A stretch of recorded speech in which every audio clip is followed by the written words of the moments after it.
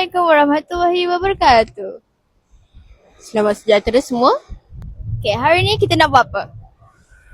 Saya rasa jom buat video raya. Video raya apa tu? Jomlah interview orang. Dah jadi extrovert pula hari ni. Awak selama ni awak introvert ke? Cukup. Okay lah. Jom kita interview orang. Let's go. Alright, today I'm here with Miss Shamila. Alright, Miss Shamila, we have a few questions for you right now. Okay. So first of all, what is your favorite food? You mean during Hari Raya or what? Yeah. Okay, I just love to eat ketupat and chicken rendang. And Why? especially the lontong with but without the kuah, only with the veggie. I understand. Okay.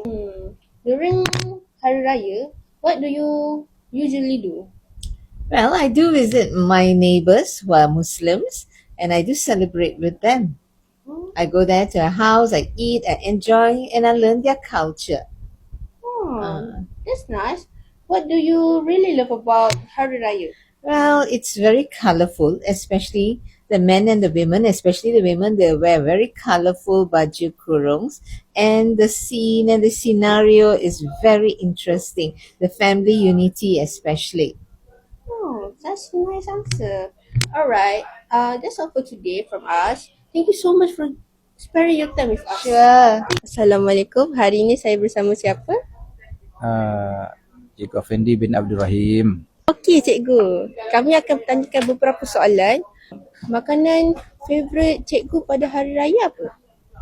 Hari Raya, ketupat lah, ketupat palas. Oh, kenapa tu ya? Dulu ibu saya selalu buat.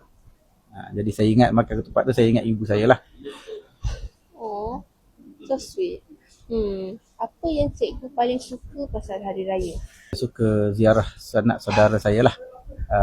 Pergi jalan-jalan ke rumah saudara-saudara yang jauh-jauh, yang jarang jumpa. Pada masa tu semua orang berkumpul dan dapat jumpa lah.